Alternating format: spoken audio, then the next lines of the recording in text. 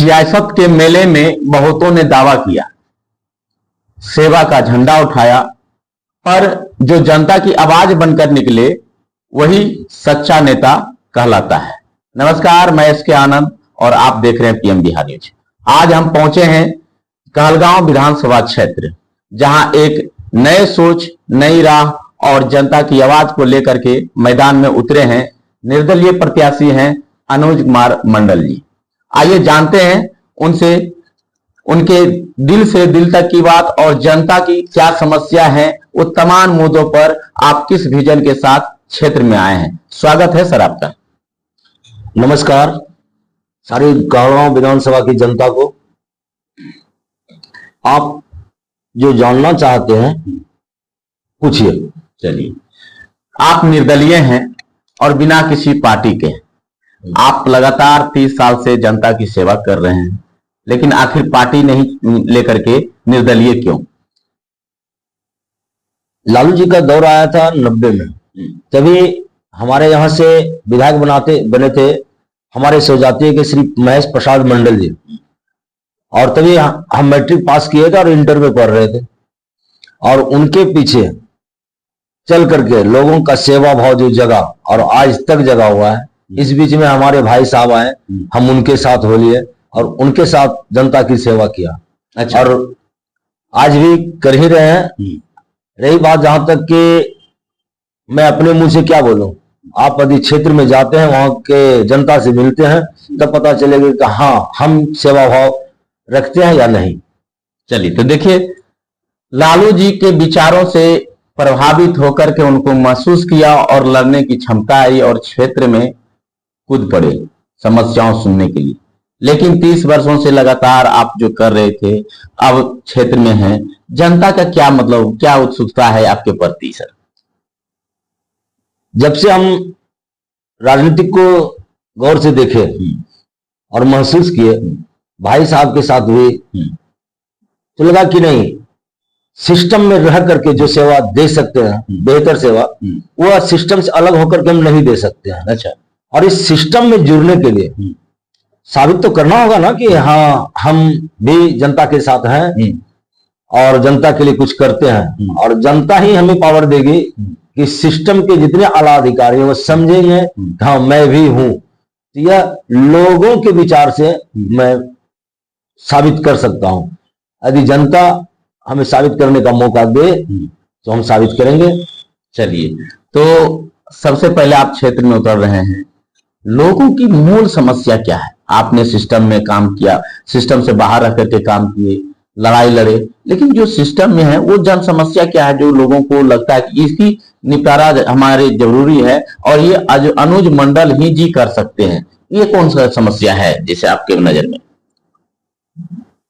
जैसे आज भी गांव में किसानों के बीच जो समस्या है कि उसका मोटेशन हो या रसीद कटवाने के लिए या जो भी हो समस्या जो किसानों के साथ जुड़ता है प्रखंड लेवल से, वो हम नहीं कर पा रहे। क्यों?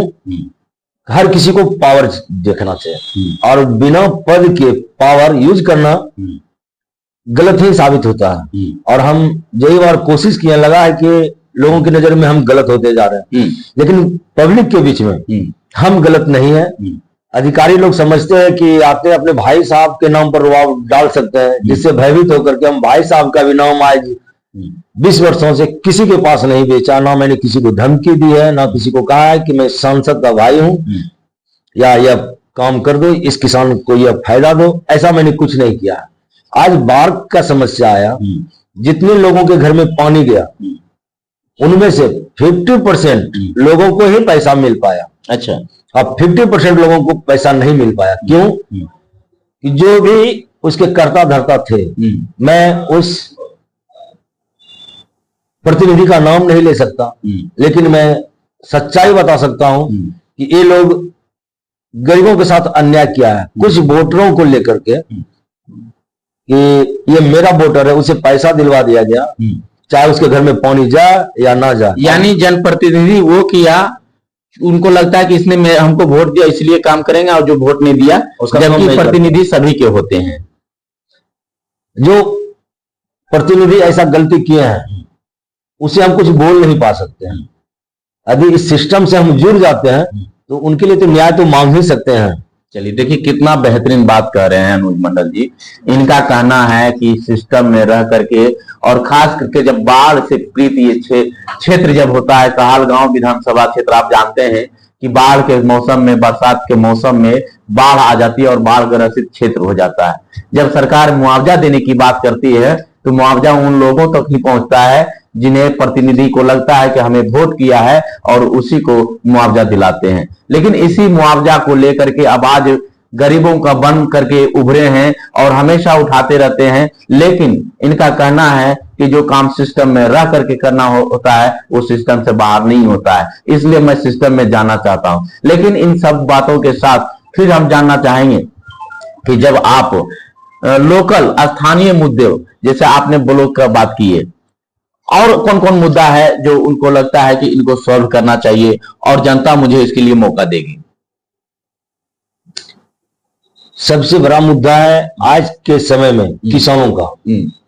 जो बड़े किसान हैं, जो आज तक अपने खेत को भी नहीं देखे हैं, सरकार का पूरा मुआवजा वो ले जाते हैं।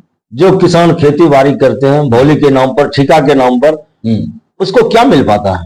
कुछ नहीं। इसी सब मुद्दे को लेकर के हम किसानों के बीच भी जाते हैं और उनका जो कार्य हम नहीं कर पाते हैं, लगता है कि यदि हम सिस्टम का हिस्सा बन जाए तो उन लोगों का कार्य कर पाएंगे। चलिए देखिए किसानों की बात करते हैं, लेकिन ज्यादा सवाल करते हुए ना एक और सवाल करते हैं कि यदि जनता आपको मौका देती है, क्षेत्र की जनता को लगातार आप 30 वर्षों से सेवा कर रहे हैं, लेकिन जनता आपको चुन करके विधानसभा भेजती है, तो जनता के लिए सबसे पहला कौन सा काम करेंगे आप? पहला कि जो हमारे श्रेष्ठकर मुख्यमंत्री नीतीश कुमार जी ने अधिकारियों को आदेश दिया था और उनसे कहा था कि जो भी आ जाए आपके पास, चाहे वो थाना हो चाहे प्रखंड कहीं भी, सो सम्मानित से पहले बिठाने का काम करें, उसे सम्मान दें। लेकिन ये काम अभी हो नहीं रही है। वो काम तो हो नहीं रही। मुख्यमंत्री महोदय बहुत कुछ दिए हैं क्षेत्र को, ऐसा नहीं कि नहीं दिए हैं। लोगों को सम्मान देने का काम, जैसे कि दारूबंदी हुआ, आज भी दारूबंदी के नाम पर साइलेंट तो हुआ, अस्थिरता तो आई, लेकिन दारू बंद नहीं हुआ। उससे हानि किसको हो रहा? आज जहरीला शराब तो बिक रहा है, लेकिन शराब बिक रहा है। और मुख्यमंत्री महोदय जो भी योजना देते हैं धरातल पर भी आ जाते हैं, लेकिन जिसे लाभ मिलना चाहिए ऐसे सब व्यक्ति को लाभ नहीं मिल पाते हैं। और ऐसे सब व्यक्ति ना कुछ तो 25% तो हैं जो लाभ से वंचित हैं। चलिए तो देखिए अभी 2 सवाल आपने किया, वर्तमान बिहार के मुख्यमंत्री नीतीश कुमार की बात में आप किया, और नीतीश कुमार के द्वारा एक लागू किया गया था शराबबंदी, और सभी थाना प्रखंड और ब्लॉक में जो है ये तमाम के दिया गया था कि जनता यदि आएगी तो सबसे पहले उसको सेवा करना है, बैठने के मतलब जो है ना एक अच्छा आदर के साथ ये। लेकिन जानना चाहेंगे कि नीतीश कुमार लगातार 20 साल से मुख्यमंत्री हैं, नीतीश कुमार से और लालू यादव, आप लालू यादव से प्रभावित हैं उनके विचारों से, नीतीश कुमार के कार्य से आप कितने खुश हैं? एक शायर सुने थे और देखे थे फिल्म में, मुझे तो अपनों ने लूटा गैरों में कहां दम था, मेरी किश्ती थी डूबी वहां जहां पानी कम था। लालू जी को भी उन्हीं के कर्ता धर्ताओं ने लेके डूबा, उनके सिद्धांत से मैं बहुत प्रभावित हुआ। और मुख्यमंत्री महोदय को भी उनके नजदीक वालों ने ही उनको गिराने का काम किया, अब गिराने का काम कर रहे हैं। ना ही कि हमारे मुख्यमंत्री में कोई कमी है, ना ही हमारे लालू जी में कोई कमी है। यानी देखिए कितना बेहतरीन बातें इन्होंने कहा, हमें अपनों ने लूटा गैरों में कहा दम था, किश्ती डूबी वहां जहां पानी कम था। मतलब साफ है कि लालू यादव ने गरीबों के लिए काम किया, दलितों के लिए काम किया, पिछड़ों के लिए काम किया, लेकिन उनके लोगों ने उन्हें डुबा दिया। लेकिन शिक्षा क्षेत्र में विकास किया नीतीश कुमार, लेकिन नीतीश कुमार के उनके कार्यकर्ता ही उनको बैक कर रहे हैं। लेकिन एक बात और है कि नीतीश कुमार शराबबंदी की थी, शराबबंदी से आप कितना सहमत हैं, और यदि नहीं सहमत हैं और यदि हाँ सहमत हैं तो किन किन सुधार होना चाहिए या नहीं होना चाहिए? तब शराबबंदी में हम 100% हम मुख्यमंत्री महोदय जी के साथ हैं। अच्छा, लेकिन सुधार की जरूरत है कुछ उसमें नियम? सुधार की जरूरत यह है, आज हमारे मिलिट्री वगैरह को भी शराब दी जाती है। उसका भी रीजन है, जनता के बीच भी वो दुकान हो, वो दुकान किस रूप में हो, जिसे पीना हो वो आधार कार्ड लेकर के एक प्रखंड लेवल पर दुकान हो, जहां से वो उठावे, वो अपने कोटे में, जिस तरह मिलिट्री को कोटा रहता है उस तरह से हर व्यक्ति को एक कोटा रहे, वो कोटा से उतना शराब उठावे और पिए, अनुशासन में रहे। अनुशासन का मतलब हो गया पी करके वो लंगाई नहीं करे, समझावे कि मैं पिया हूं तो अपने एनर्जेटिक के लिए पिया हूं, देह में थकान है उसके लिए पिया हूं, ना ही कि लोग पी भी लेते हैं और रोड पर लंगाई भी करते हैं। यानी शराबबंदी ठीक है, लेकिन उनमें कुछ कानूनों को चेंजिंग करना चाहिए। कुछ नहीं, प्रखंड लेवल पर पदाधिकारी के माध्यम से वो बिकना चाहिए। यदि मैंने एक बोतल शराब उठाई है तो वो पी करके हम रोड पर गिरे हुए हैं, दूसरे को पिला के रोड पर गिरा दिए हैं, ये तो प्रशासन को पता रहेगा। चलिए, तो देखिए एक बात, शराबबंदी पर तो बहुत लोगों, बहुत नेताओं का बयान आता है, लेकिन जो क्षेत्र में रहते हैं, जो गांव के बीच रहते हैं, आम जनता के बीच में रहते हैं, उनके समस्याओं को सुन करके इन्होंने एक बेहतरीन की, आप देखते होंगे कि जितने भी मिलिट्री हैं, सेना है, उनको एक शराब दिया जाता है, पिलाया जाता है भारत सरकार के द्वारा, और ये सरकार की नीतियों में है। लेकिन वही मिलिट्री यदि आम जनता होता है तो उसको शराबबंदी कर दिया जाता है। अनुज मंडल जी का कहना है कि शराबबंदी ठीक है, लेकिन अब शराबबंदी नहीं चाहिए, शराब को खोल देना चाहिए, लेकिन उनके साथ एक शर्त लगा देना चाहिए, एक कोटा लगा देना चाहिए, ये बात कह रहे हैं हम। लेकिन एक बात और है कि एक संदेश उन युवाओं को, उन बेरोजगार युवाओं को जो बाहर में रहते हैं, जो पलायन कर चुके हैं, उनको क्या कहेंगे, और पलायन को रोकने के लिए आपके पास कुछ विचार है तो बताइएगा। जितने भी लोग बेरोजगारी पर बोलते हैं, युवाओं को बरगलाते हैं, मैं वैसे में से नहीं हूं, मैं इसी पर राजनीति करूं। आज जो भी कार्य करेंगे, एक मजदूर यदि 400 रुपया मजदूरी करके शाम को घर आते हैं, यदि आलू 50 का भी किलो है तो वो सस्ता है, इसलिए वो 50 का किलो वो अपनी मजदूरी से 350 रुपया बच जाता है। यदि जो घर में बैठ के खा रहे हैं, जमींदार हैं, पढ़े लिखे हैं और हुनर कुछ नहीं है, हाथ में कुछ नहीं कर पाते हैं, तो वो तो खर्च यदि करेंगे, यदि आलू 5 रुपया किलो है तो उसके लिए तो 500 रुपया किलो के बराबर है। इसीलिए उनको महंगाई लगेगा, जो कि मजदूरी नहीं करना जानते, श्रम करना नहीं जानते हैं, और जो श्रम करना जानते हैं उसके लिए महंगाई नहीं है। बेरोजगारी, हमारे मोदी जी बोले हैं, इंडिया आप कुछ प्रोडक्ट कीजिए। यदि हम गाय पोसते हैं तो हम यादव नहीं हो गए, हम गाय पोसते हैं अपने दूध खाने के लिए। जो अच्छा चीज चाहते हैं, लोग चाहते हैं कि मेरे घर में बहू मेरी बेटी सिक्के तरह आवे, तो आपने बेटी को बहू के लायक क्यों नहीं बनाया? हम यदि चाहते हैं कि हम देश को आगे बढ़ाएं, तो आज खेत में हम एमए पास है, इससे क्या? यदि हमारे खेत में हल चलाने की जरूरत आज है तो हम दूसरे का आस क्यों देखें? हम अपने हाथ में हुनर रखें, अपने से खेत जोते हैं, अपने से फल उगावे, अपने से सब्जी उगावे, अपने से धान उगावे, अपने से गेहूं उगावे, फसल उगा करके लोगों के साबित करें हम श्रम कर सकते हैं। जिस दिन देश का हर युवा श्रम करना सीख जाएगा, उस दिन से ना बेरोजगारी रहेगी, ना लाचारी रहेगी, ना मजबूरी रहेगी। चलिए, आपने महंगाई, बेरोजगारी पर कई लोगों की बात सुने होंगे, कई नेताओं का बात सुने होंगे, लेकिन शायद अनुज मंडल जी का ये विचार कहीं ना कहीं आपको प्रभावित करेगा। इनका साफ कहना है कि यदि आप मेहनत करते हैं, यदि आप पढ़े लिखे टेक्नोलॉजी के तरीके से मेहनत करते हैं, तो आप कभी भी बेरोजगार नहीं रहेंगे, महंगाई नहीं लगेगा और लाचारी में नहीं जिएंगे। लेकिन इन्होंने एक बात की कि देश के प्रधानमंत्री नरेंद्र मोदी जी का, तो हम बात करते हैं कि मोदी जी के विचारों से, कामों से लगातार तीसरी बार प्रधानमंत्री बने, कितना प्रभावित हैं, और क्या लगता है कि मोदी जी सही कर रहे हैं सभी क्षेत्रों में या नहीं कर रहे हैं? ये सब मोदी जी राष्ट्र हित में 100 में मेरे तरफ से 100% काम सही कर रहे हैं। यदि उससे बेसी मुझे भगवान नंबर देने को कहता तो हम उससे 2 गुना नंबर देते हैं उनको। हाँ, मोदी जी 100 से भी बहुत ज्यादा अच्छा काम कर रहे हैं मेरी नजर में। विरोधी लोग जो बोले, हम उस पर विश्वास रखते हैं जो हम आंखों से देखते हैं, कानों से सुनते हैं और सामने में कार्य होता हुआ देखते हैं। चलिए, तो देखिए, इन्होंने मोदी जी के राष्ट्र हित के कार्यों को लेकर के जिस प्रकार से इन्होंने कहा और स्पष्ट रूप से कि 100%, और यदि हमें मौका मिलता है 100 से अधिक नंबर देने का तो हम 100 से अधिक भी नंबर देते हैं। लेकिन अंतिम प्रश्न है मेरा कि आप उन मतदाताओं के लिए क्या कुछ संदेश देना चाहते हैं जिसके लिए आप लड़ाई लड़ रहे हैं, जिसके लिए आप विधानसभा में जाना चाहते हैं, उनको एक मैसेज क्या देना चाहते हैं और अपने प्रति लोगों को क्या अपील करना चाहते हैं? हम मतदाताओं से कहना चाहते हैं आपका मत, आपका विश्वास गलत सरकार को बदल सकती है, गलत व्यक्ति को कुर्सी से उतार सकती है। आप सही व्यक्ति को चुने, सोचे समझे तब मत करें। यानी कि मत आप जो बेच देते हैं, किसी के बहकावे में आ जाते हैं, वह ना करें। आपका जमीर यदि कहता है कि जिस व्यक्ति को मत देने का उसे ही मत दे, ना हम अपने लिए मांगते हैं ना किसी को देने के लिए कहते हैं। आप सोच ले आपका मत किस व्यक्ति को जा रहा है, या तो आप यानी कि लोगों के बहकावे में आकर के ना गए, अपने जमीर को समझें, अपने दिल की बात सुने तब मतदान करें।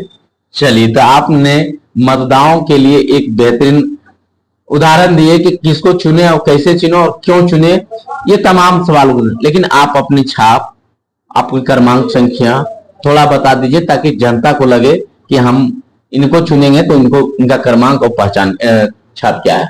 मेरा क्रमांक 7 है, मेरा छाप ट्रक है, और हम तो अपने मतदाताओं से कहेंगे कि हम पर भी विश्वास कीजिए, हमें भी एक मत दीजिए, और आपके मत से यदि हम इस सिस्टम में आ जाते हैं तो कभी आपको यह नाराजगी नहीं होगी, आपको कभी ऐसा नहीं लगेगा कि आपने किसी गलत व्यक्ति को मत दिया है। आप एक सही व्यक्ति को, सच्चे इंसान को, सेवा भाव रखने वाले को आपने अपना मत दिया है। तो देखिए, ये अनुज कुमार मंडल जी हैं और निर्दलीय प्रत्याशी हैं, जनताओं के लिए लड़ रहे हैं, विधानसभा में जानते हैं उनके समस्याओं को उठाने के लिए जाना चाहते हैं, और इनका क्रमांक संख्या 7 है। चुनाव चिन्ह ट्रक छाप है, लेकिन ट्रक छाप चुनाव से मिला, ट्रक छाप के लिए क्या होगा, ट्रक छाप मिला तो इसके लेकर के जनता को क्या कहेंगे? जनता को कहेंगे कि हमारे घर में सबसे पहले हमारे बाबूजी कालगांव के बनवारी सेठ जी का ट्रक खरीदे थे, बहुत सस्ते में, पुरानी, जिसमें लाइट भी नहीं था, लालटेन लेके लोग आगे आगे दौड़ते थे तो ट्रक चलती थी। वहां से वो बढ़ते हुए हम यहाँ तक आए हैं। हमारे परिवार में अच्छे अच्छे पोस्ट भी आ गए, अच्छे जगह पर आ गए, लोगों की सेवा कर रहे हैं। हम भी चाहते हैं अच्छे जगह पर आकर के, अच्छे सिस्टम से जुड़ करके हम आपकी सेवा करते रहे। चलिए, तो देखिए ट्रक की कहानी क्या है। सिंबल तो मिल चुका ट्रक, लेकिन लोगों को पता नहीं था कि ट्रक इनसे जमीनी जुड़ी हुई है, इनके यादगारों से जुड़ी हुई है। और वही ट्रक जब लाइट की व्यवस्था नहीं थी, लालटेन की व्यवस्था थी, और लालटेन लेकर के लोग चलते थे और ट्रक चलती थी, और वही ट्रक जो है आज रफ्तार पर पकड़ चुका है और इनके घर परिवार सुख समृद्धि बेहतर है। लेकिन आज इनका चुनाव चिन्ह ट्रक है, तो बाकी बात आप लोग इनके भाषा, इनके वादा से, लेकिन लोग कहते हैं कि वादा तो करते हैं चुनाव में, सब चुनाव के बाद जीतने के बाद भूल जाते हैं। क्या इसको कैसे निभाएंगे आप? आज हमारे घर में 20 वर्षों से जो सम्मानित पद है, 15 साल तक विधायक था, मेरे बड़े भाई रहे। 10 वर्ष से यानी कि 19 में जो सांसद बने, उसके बाद आज तक मेरे द्वारा किया गया बात, मेरे तरफ से किया गया वादा